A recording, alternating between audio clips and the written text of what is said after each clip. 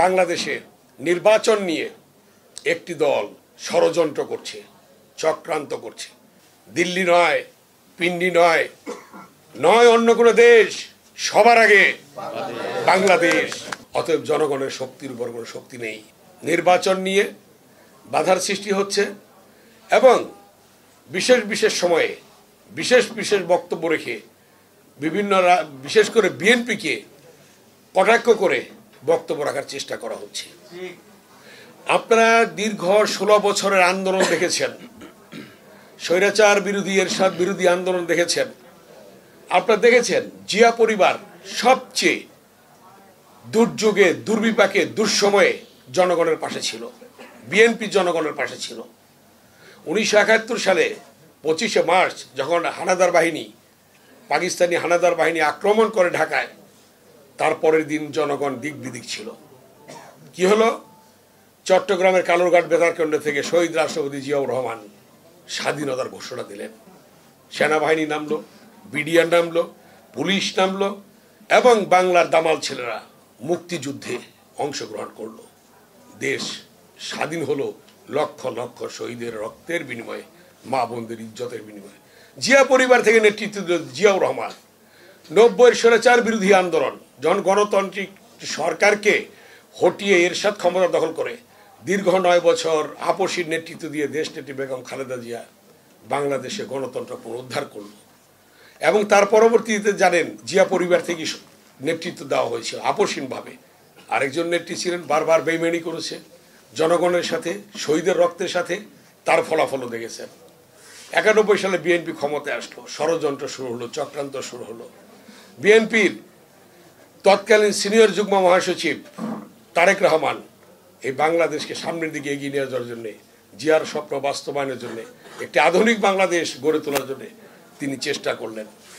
জিয়াউর রহমানের যে স্বপ্ন ছিল স্বনির্ভর বাংলাদেশ, সেই স্বনির্ভর বাংলাদেশ গড়ে তোলার জন্য তারেক রহমান একটি স্লোগান দিয়েছিলেন, একটি উদ্যোগ, একটু চেষ্টা এনে দিবে সচ্ছলতা, দেশে আসবে স্বনির্ভরতা। সে স্বনির্ভর বাংলাদেশ গড়ার উদ্দেশ্য ছিল তারেক রহমানের। আপনারা জানেন আজকে বাংলাদেশে নির্বাচন নিয়ে একটি দল ষড়যন্ত্র করছে, চক্রান্ত করছে। স্বাধীনতার সময় যাদের বিতর্কিত ভূমিকা ছিল তারা আজকে পিয়ার পদ্ধতির নামে নির্বাচন বানচালের চেষ্টা করছে। কিন্তু নির্বাচন বানচাল করা যাবে না। নির্বাচন বাংলাদেশে হবে। অন্তর্বর্তীকালীন সরকারের প্রধান উপদেষ্টা তিনি ঘোষণা করেছেন 26 সালের ফেব্রুয়ারির প্রথমার্ধে নির্বাচন হবে।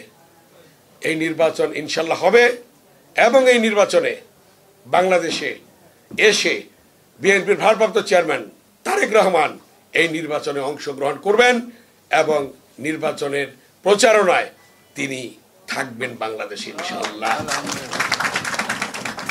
বসুন্ধরা টিস্যু, অশুদ্ধতার বিরুদ্ধে এক বিন্দুও ছাড় নয়। আপনারা দেখবেন যে তারেক রহমান যে কথাগুলি বলেছিল সেই কথাগুলি সত্য হয়েছিল। যেমন দুই একটা এক্সাম্পল দেব আমি। তিনি বলেছিলেন দেশ যাবে কোন পথে, ফয়সালা হবে রাজপথে। কথাটি চিন্তা করে দেখবেন আপনারা কিভাবে 52-এর ভাষা আন্দোলন, মায়ের ভাষা প্রতিষ্ঠার জন্য সালাম, বরকত, রফিক রক্ত দিয়েছে, রাজপথে ফয়সালা হয়েছে তাদের রক্তের বিনিময়ে। 62-র শিক্ষা আন্দোলন, ওয়াজিউল্লাহ বাবুলের রক্তের বিনিময়ে সেদিন শিক্ষার অধিকার আমরা পেয়েছিলাম, রাজপথে ফয়সালা হয়েছে।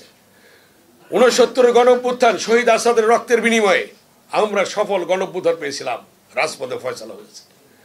আপনারা দেখেছেন 71-এর মুক্তিযুদ্ধ, রাজপথে ফয়সালা হয়েছে লক্ষ লক্ষ শহীদের রক্তের বিনিময়ে। আপনারা দেখেছেন 90-এর স্বৈরাচার বিরোধী গণতান্ত্রিক আন্দোলন, জিহাদ, ডাক্তার মিলনের রক্তের বিনিময়ে রাজপথে ফয়সালা হয়েছে, আমরা গণতন্ত্র পেয়েছি।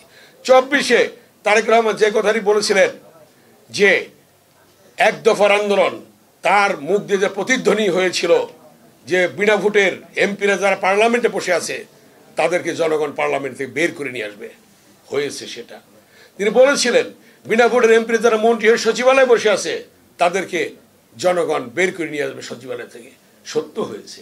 তারপরে যদি বিনা ভোটের সরকার ফ্যাসিস্ট খুনি শেখ হাসিনা পদত্যাগ না করে গণভবন থেকে জনগণ তাকে বের করে নিয়ে আসবে। ফয়সালা হয়েছে, সত্য হয়েছে, রাজপথে ফয়সালা হয়েছে এবং সেই বিনা ভোটের ফ্যাসিস্ট খুনি শেখ হাসিনাকে তাকে গণভবন থেকে জনগণ বের করে নিয়েছে। অতএব তিনি সুদূর প্রসারী চিন্তা ভাবনা করেছেন। তিনি দেশপ্রেমের উজ্জ্বল দৃষ্টান্ত রেখেছেন। তারেক রহমান কি কথাটি বলেছেন? দিল্লি নয়, যেটা মনির মুখ দিয়ে উচ্চারিত হয়েছিল। তারেক রহমানের সাথে বারবার সাক্ষাৎ করেছিল মনি ভাই। এই মনি ভাইকে নিয়ে আমি তারেক রহমানের সাথে বারবার সাক্ষাৎ করিয়ে দিয়েছি, কথা বলেছি। সেই কথাটি উচ্চারিত হয়েছে তারেক রহমানের মুখ দিয়ে। দিল্লি নয়, পিন্ডি নয়, নয় অন্য কোনো দেশ, সবার আগে বাংলাদেশ। দেশপ্রেমের উজ্জ্বল দৃষ্টান্ত রেখেছেন তারেক রহমান, সবার আগে বাংলাদেশ। আর কোনো কথা নেই। যে কথাটি বলেছিলেন দেশনেত্রী বেগম খালেদা জিয়া, যে আমি অন্য কোনো দেশে যাব না, আমি বাংলাদেশে জন্মগ্রহণ করেছি, বাংলাদেশই থাকবো। তারপরে তার উপর নির্যাতন চলে আসলো। 6টি বছর তাকে জেলে রাখা হয়েছে বিনা দোষে।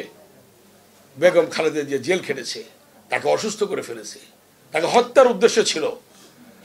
আওয়ামী লীগের সন্নাপান্না গুন্ডারা বিভিন্ন দেশে গিয়ে চিকিৎসা নেয়। 3বারের প্রধানমন্ত্রী, সেক্টর কমান্ডারের স্ত্রী, বীরুত্তমের স্ত্রী, বাংলাদেশের প্রথম রাষ্ট্রপতির স্ত্রী, রণাঙ্গনের মুক্তিযোদ্ধা, জেড ফোর্সের জিয়াউর রহমানের স্ত্রী, অধিনায়ক জিয়াউর রহমান, সেই সেনাপ্রধানের স্ত্রী, তার স্ত্রী, 3বারের প্রধানমন্ত্রী বেগম খালেদা জিয়া বিদেশে চিকিৎসার জন্য যেতে পারেন না। আজকে আল্লাহ তাআলা তো সেটা ফয়সালা করে দিয়েছে, পতন হয়েছে। একদিন আগেও বলছিল যে ফ্যাসিস্ট খুনি শেখ হাসিনা, যে আওয়ামী লীগ পালায় না, শেখ মুজিবুর রহমান পালায় না। কিন্তু কি দেখলাম? একদিন পরেই পালাতে বাধ্য হয়েছে, জনগণ পালাতে বাধ্য করেছে। অতএব জনগণের শক্তির উপর কোনো শক্তি নেই। যে কথাটি দেশনায়ক তারেক রহমান বলেছেন, যে কথাটি সাইফুদ্দিন মনি বলেছেন এবং রাজপথে থেকে সেটা প্রমাণ করেছেন সাইফুদ্দিন মনি।